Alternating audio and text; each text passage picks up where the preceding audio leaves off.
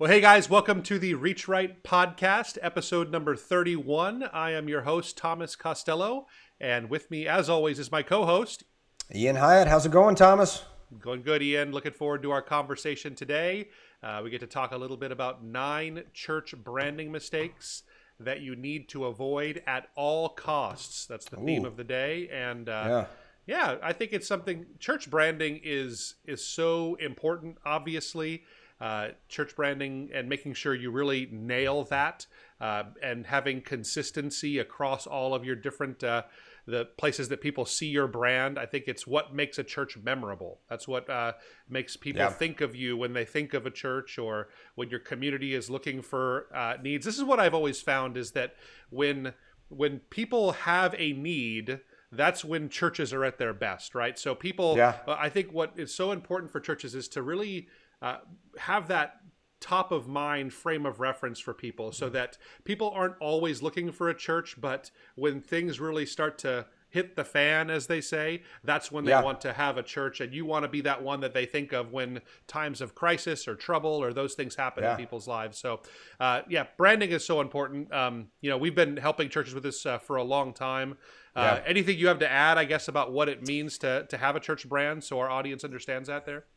I think compared to years past, most pastors and ministry leaders know it's more important now than maybe even 6 years ago. It was still kind of, why do we need a brand? We're not Nike, we're not Apple, or something like that. But now I think church leaders are catching on more and more that there is.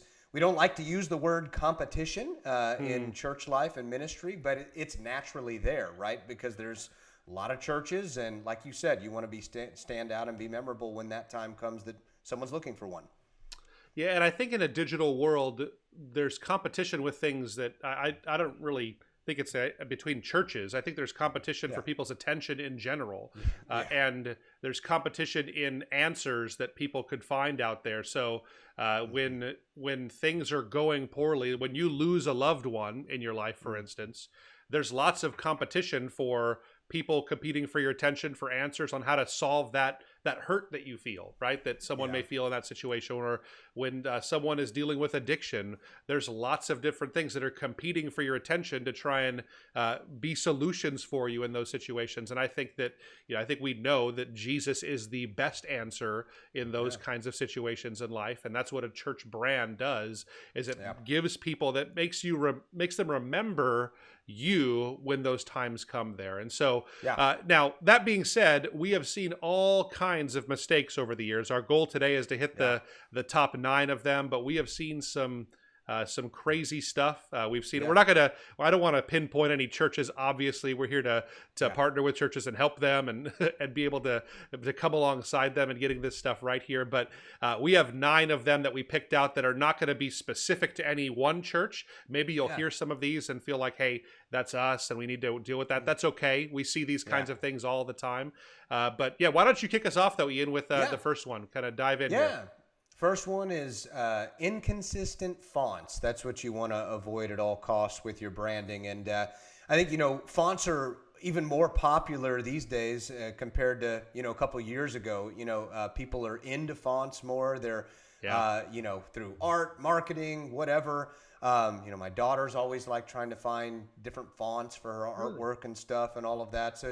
So I guess the reason I say that is the temptation would be, through your marketing and whatever you're presenting online or whatever, is that, we like this font, but we also like this one, so let's use that. But and what people, I think, fail to realize there is, when you kind of have all these varying fonts, it hurts that consistency, right? Because even a font, even though you don't think of that as like a logo image, it's still something that's very memorable. What came to mind was CocaCola's font, right? That's been the big thing, right? Yeah. They have that CocaCola in cursive, and that's been that way for years, and you remember that. Could you imagine if you picked up a Coca-Cola can and it had a Comic Sans Coca-Cola written on it? Like, it wouldn't even feel like Coke anymore. No, it would probably.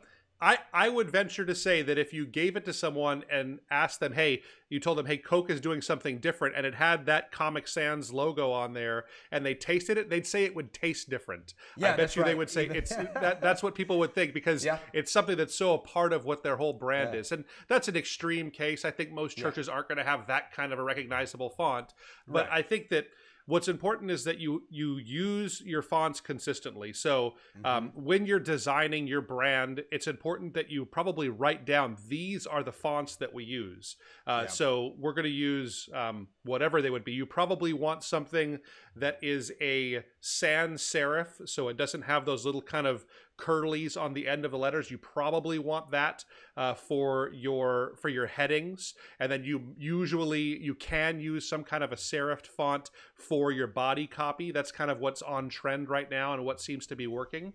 But I think the main thing is that you pick a font pairing that works together. So usually you'll want two fonts, and you'll consistently want something that you use for headings or titles whenever you do big bold things for ads, and then your body copy is going to be a different font, and then you don't stray from those. Now, this doesn't apply to, like, if you do a sermon graphic or a graphic for your events. It doesn't always have to be in these exact same fonts all the time. But whenever you're putting out copy, say like on your website, in your church bulletin, in your newsletters, whatever they would be on your tithe envelopes, and everything you're doing consistently that isn't changing, we should try and have consistent fonts and not try and say, hey, I like this font for this case or this font for these kinds of times, and just kind of be consistent with it. Yep, that's good stuff. Yeah, why don't you tackle the second one? Will do. Number two, one of the mistakes we see is churches using different social handles for different social networks, right? So most churches today, I think if you're going to use any social channel, Facebook would be number one. If you're going to use a second one, it would probably be Instagram, which is owned by Facebook. Same thing. If you're going to use a third, it would probably be Twitter, unless you're considering YouTube a social channel, which it kind of is. Maybe you're using Snapchat or TikTok and all those other things. There's lots of different options out there, and I think as long as you can consistently put out good content, you should use everything you can handle with that. Yeah. Now, that being said, what I think one of the mistakes that churches make is that they'll use different handles or different names on each one of those sites, because sometimes you got started at a different time on different channels and your name isn't available, and so you're just doing the next best thing. If you're a brand new church starting out today, I would recommend that you would find something that would fit with your name. So let's say you're going to start, what are we seeing a lot of nowadays? Grace churches, right? Every third church seems like it's a grace church right now. It does. We're getting a lot of those coming to us and looking for coaching work with us here. So if you're a grace church and you happen to be in, I don't know, if you're in San Dimas, California, right, you would probably want something like Grace Church San Dimas, or maybe even Grace Church SD, or maybe you find that it's open and there's Grace Church CA for California.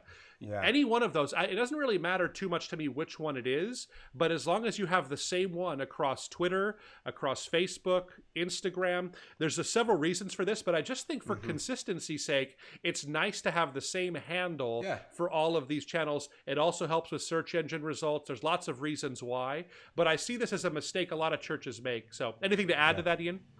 No, you covered most of that there for sure. I think the consistency, just like we talked about the fonts, consistency is key for branding and identification. Right.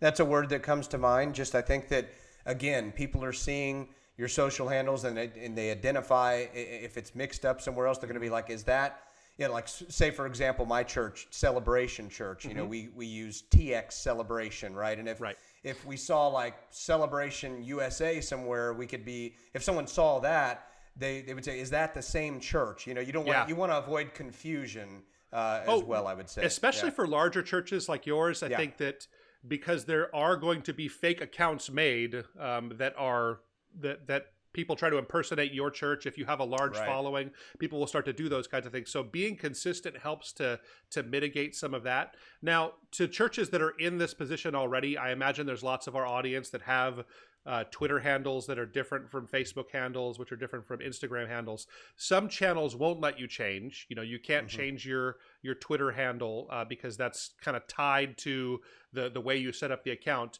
Usually, like with Facebook, and if here's another thing to mention, with Facebook, when you set up a page for your church, you'll usually just have a number that it's tied to, or at least you used to just have a number. So it was facebook.com/14438999742. That's not a good handle for your church. You shouldn't just be using that, but you usually can change some of those where people would find you on Facebook. So I would, if possible, change to whatever your Twitter handle would be if you're in this position now, and it wouldn't cause too much of a stir. But it's something you'll have to weigh from church to church. Yeah, that's good stuff. Well, good. I'll tackle the next one. This one's kind of a funny one to me here, but and to both of us, because we've come across this over the years. But matching your branding to your church interior color. So I think we still hear this a lot. Probably used to hear it a lot more, but and it's all. This isn't just traditional churches. They come to mind sometimes first because I know they're very proud of their buildings. Some beautiful church buildings. Nothing wrong with that. That's something to be proud of. We know, of course. Church is not about the building; it's about the Lord and His people. And we have to have that discussion for marketing too. Just like the same thing, like for church's website, why you don't want to have just a picture of the building on the home page. It's okay to have a picture of the building somewhere, and it could be a landmark or something. But same thing with church interior. That you don't have to match that to your branding. They're two totally different things. Sometimes it can be relevant. I mean, if you already have your logo, let's just say navy blues in your logo, and you ended up getting also navy blue seats for the sanctuary, all of that stuff can be consistent, whatever, but it's not necessary. It's not necessarily wrong, I wouldn't say, but it would be one of the lowest factors in choosing a color for your brand, I would say. So, and we hear that all the time, right? As people will say, hey, we're thinking about doing a new logo and we just got new chairs and they're forest green. So obviously it has to be forest green for our logo. And that's not the case. Like, I think that, people aren't walking into your building and say, am I at the right place? The logo was orange, but the chairs here are blue. It's, my church, for example, we use it as another example. So, our pastor used to play football for LSU, and he's a huge LSU Tiger. Now, we're in Austin, Texas, which is home of the Texas Longhorns, of course. So he intentionally chose purple seats for LSU. But none of the branding for our church is purple at all. But so he understood that, but he does that just to kind of, I guess, just make the rear ends of Longhorn fans itch or something like that. So there you go. Yeah, that's funny. No, I think that it's not something that I think would rank high on your reasonings. The one, I guess, maybe exception to this rule would be for a very probably traditional or even like a church that I think of like churches with stained glass. We worked with one church where they had a beautiful stained glass kind of cross that was in the front that was all in blue. So all the stained glass was blue and different shades of blue. And it really was kind of iconic in the community. And when you're in there, there was that bright blue and that was something that really stood out for them. And so I kind of get that there, but don't feel tied to your seating color or your wall colors or any of those. That your carpet color doesn't have to be your brand color. You can be a little more diverse than that. And in fact, a lot of times brand colors are going to be more out there than what you would tolerate. You'd never have the Elevation bright orange as your carpet color, right? You can't do something like that and be crazy in a church there. So don't feel like you have to do something like that. That's good. Yep. I'll do number 4. It's going too trendy. Mistake number 4 is going too trendy specifically with your logo design in your brand there, I would say. Yeah. And I think what this is about for me is that there's always, when we say trendy, the thing about trends is that they come and they go, right? So trends are not something that's going to stand the test of time. It's something that's here for a while and it'll be gone. So like right now, you're seeing so much that's going into like the late 80s, early 90s kind of a style where you're seeing hot pinks and turquoise and cursive kind of fiery fonts and Miami Vice look. And my daughter is into wearing t-shirts that have like like bands that she doesn't even know who they are anymore on them, and that's just kind of the style. It's like I feel like it's in some ways it's kind of getting into the early days of grunge all over again. So I think that's funny. So I think that I think it would be a mistake to do your church logo and your look and feel in that style, right? To have like a Miami Vice writing font for your church font and what you would use on everything, because while that might be great today and probably in 2022 also, I can almost assure you that in 2025, that will feel really passé and not something that we would do anymore. So, kind of like big block lettering used to be a thing, and we've been in this industry long enough to see several generations of trends come and go. Right, papyrus font was huge for us when we started doing websites. Probably everything was in papyrus, and everything was these. We used to have all these people that were like these almost like stick people, but they were round balls and like geometric shaped people that would be reaching out with their arms open. That was the trend for a while there. And that'd be embarrassing nowadays. So I think finding something that is timeless, that's easier said than done, trying to figure out what is going to stand the test of time. But going with those hyper trends like 80s, 90s styles, I think that's something that would be a big mistake. Anything to add to that? Well, the timeless, that was at the top of my mind. I think that's the thing. We use the example of Coca-Cola, but you can also think of Nike. You can also think of Apple, of course. Those are timeless, iconic, very memorable brands and logos.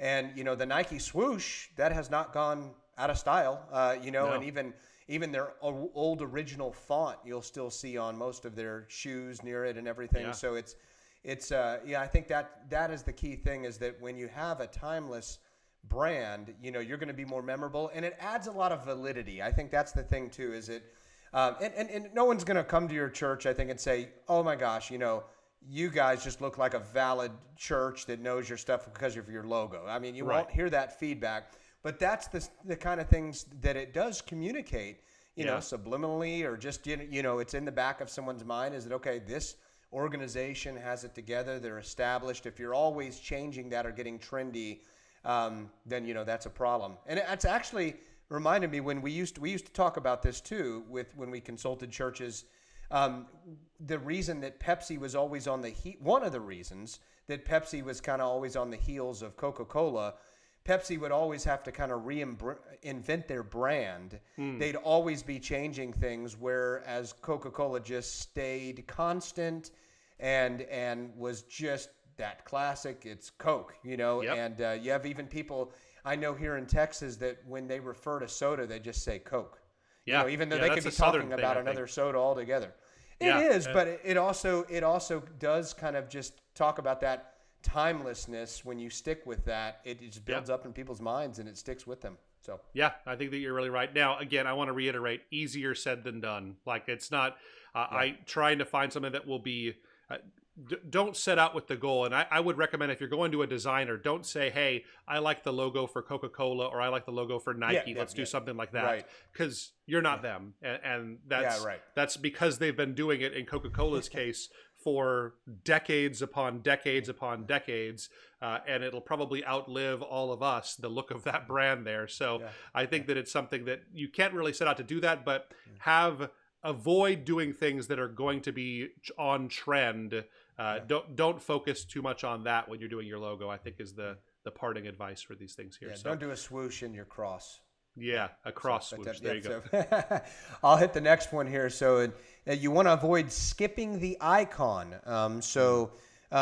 This is a big deal too now, especially with just how everything is displayed online. If you just have something that's text-based and you don't have an actual icon that shows up in different places, you're going to be less identifiable. And it kind of goes back to what we were just talking about with like the Nike swoosh and or Apple, that icon just being visible, whether or not it's up on your tab or on social media. We were just looking at Hillsong's website as a good example of that. Just kind of seeing how they had that icon. Though it might look a little different on their website, that icon's going to always be up, in the URL and the browser there, rather. So, No, you're right. So I think Hillsong's a perfect example, because churches sometimes they'll think, hey, we want to just go with a really good stylized font. And that's fantastic. I think Hillsong does that really well. It's just that way that they write Hillsong in that almost cursive with the kind of got a wave to the line a little bit, but it's something that's kind of iconic. But the problem is in this mobile world that we're living in, for when you're on your home screen of your cell phone, you want to have something that people can click on and not have to read an entire word. It's just something that immediately identifies you. Like, you don't see the word Facebook anywhere on your homepage. You don't see the word YouTube. You just see, for YouTube, that red play button that's there, and for Facebook you see the white F in a blue block, and those are their icons. And so for churches, it's really important that you have that. Like right behind your face right now on my computer, Ian, I'm seeing all the tabs I have open, and I can identify what every one of those tabs are by the icon that's on there. I see my Gmail icon, and I see my ESPN icon and my Facebook icon, and all those pages I've been to, Slack, I can recognize them. Whatever it is, exactly. Now you're making me look at all of them right now, so but it's good. You see those things everywhere, and it's important that your church has that too, just because there are many times where people will save it to their cell phones, or they'll have it open in a browser, and you want to have that immediate recognizability that people can get when they do that. And even on Google searches nowadays, a lot of times they'll pull in whatever your icon is as in the Google search results when people are looking for churches. So getting your brand out there and getting in front of people's eyes, I think having an icon is an important part of that. Good stuff. Good stuff. Cool. Let's tackle the next one. Number 6, it's forgetting social images, forgetting to do social images. And what this means is that it's really important that your logo, I know we always think about things like making sure that we have it in our email signatures, or that we have it in our letterhead for our church and our envelopes when people give. That's all important. It's important that it's on your website, but making sure that you're using the logo the same way on every single social channel for your brand, that's really important. So you don't want it for your personal things. You want your face on your personal profiles, but for your church Facebook, Instagram, Twitter accounts, you want to have that same branding on every single one of them. And that probably means having it in the place where normally a person's face would go. That's where you have your icon, and then you'll have something designed to be on brand for like that background image. So your Facebook cover image, your Twitter background image, those kind of things, they all need to have that consistent kind of branding. So that includes for LinkedIn, it includes for your YouTube homepage, all those kinds of things. Just being consistent with your social images and having it on there is important. The mistake I see most often is churches having a big picture of their building as being the main image on their Facebook page or their Twitter page, those kinds of things. And that's probably a no-no unless you are that really iconic building in your community. Usually your brand is going to be better than that. Yeah, and the other mistake would be just changing those images all the time. That's it's different for my own personal Facebook, where I may want to put a picture of my wife and up there, wife and I up there, and then the next month it's my kids or something like that. This is different when we're talking about consistency with brand and all of that. So that's good. Yep, absolutely. Good.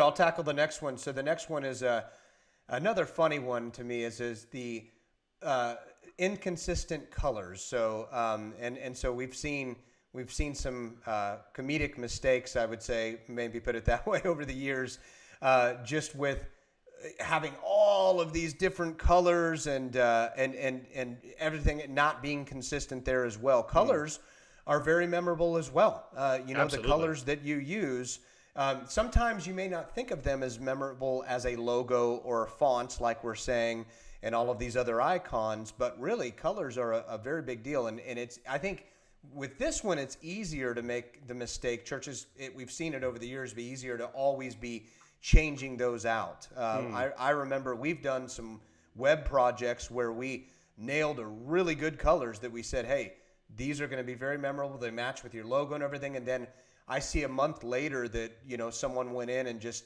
they put all of these different conflicting colors. And I was like, man, you guys were on a good track with your colors and that being memorable and standing out, and now it's just kind of a big wash. So yeah, absolutely.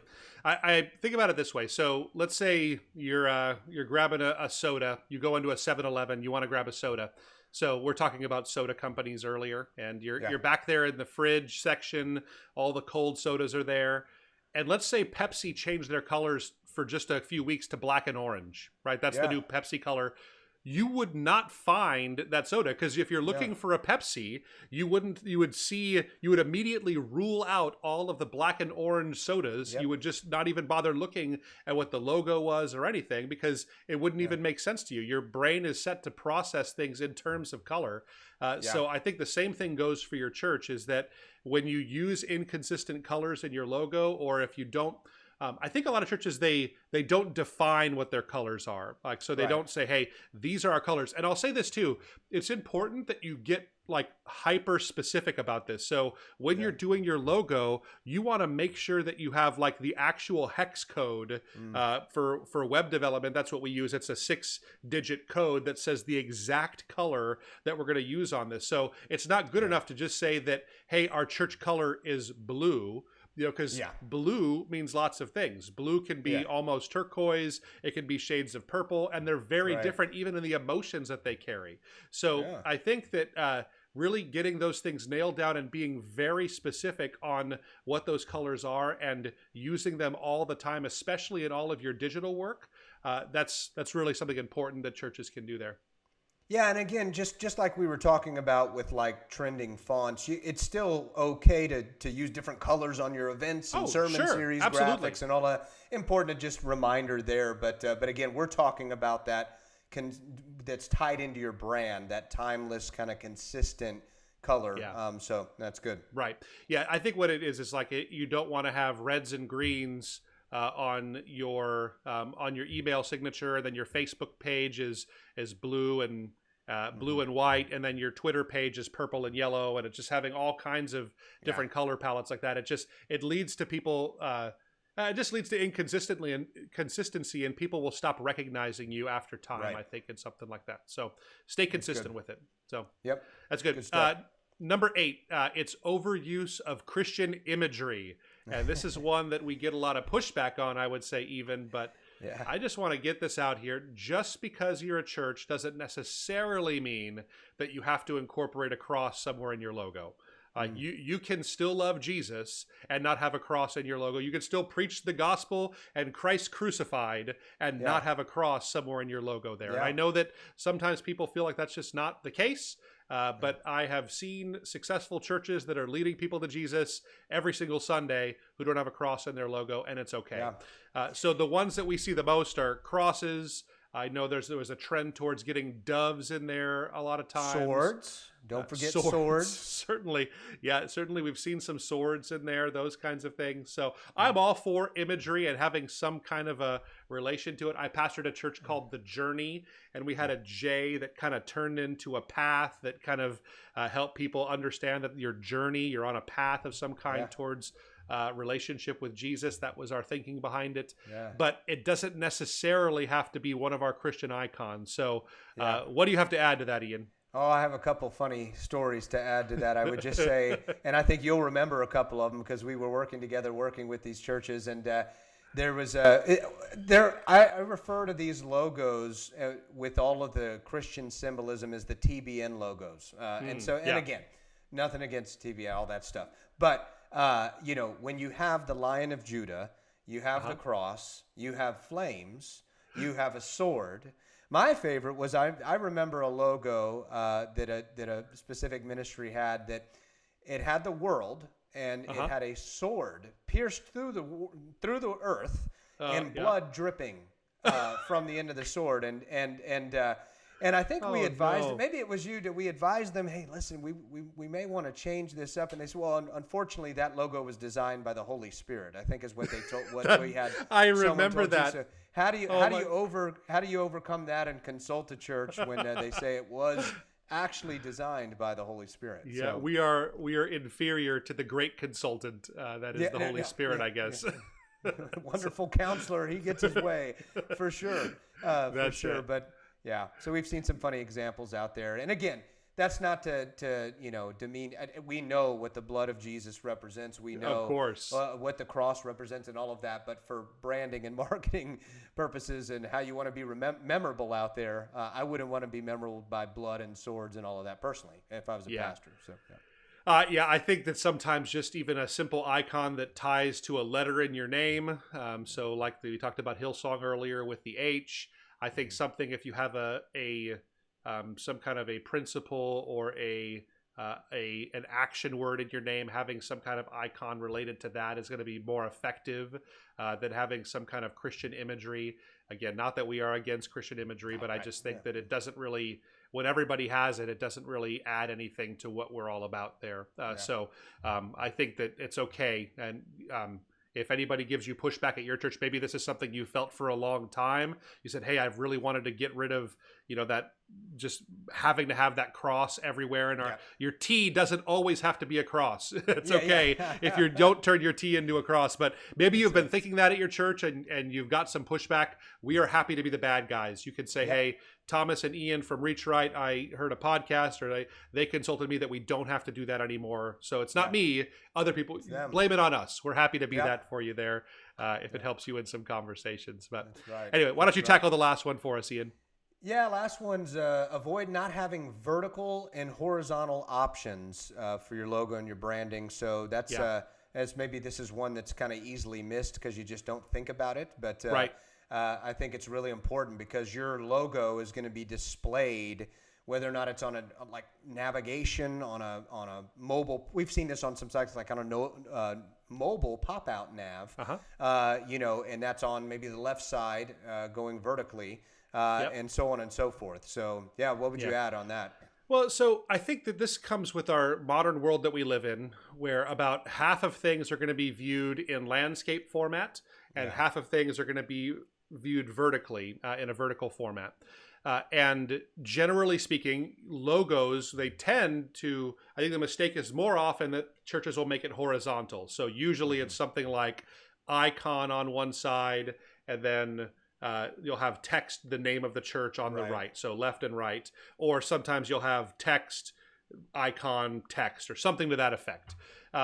It's important that you realize that often will not work well in vertical applications. So on a cell phone, if that's the way your logo is laid out, it's not really great sometimes to have it horizontal like that. And it would be better if you had icon and then underneath the icon having text, or icon text, having it laid out that way. A lot of times that's more effective, I think, for churches there. So this you'll really see, I know as web developers, we see this as a challenge that we face when someone comes to us and they only have a horizontal layout and we're trying to put their logo onto their mobile site, and the mobile variant of their site, which we design. I think good web design should be mobile first. You're thinking about how it looks on a phone before you think about how it looks on a computer, because that's how most of our traffic is viewed nowadays. But it's hard to fit that in and make it and fit other content when that's taking up a whole line of text there, basically. So give yourself options. If you're getting a new logo for your church,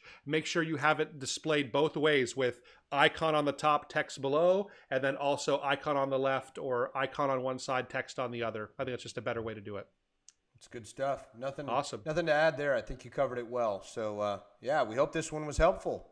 Yeah, absolutely. I hope it is helpful for you guys. And this is hard stuff to do. So we know that a lot of this stuff is easier said than done. And I know changing logos is a huge process because it's involved and it touches so many different things that you do out there.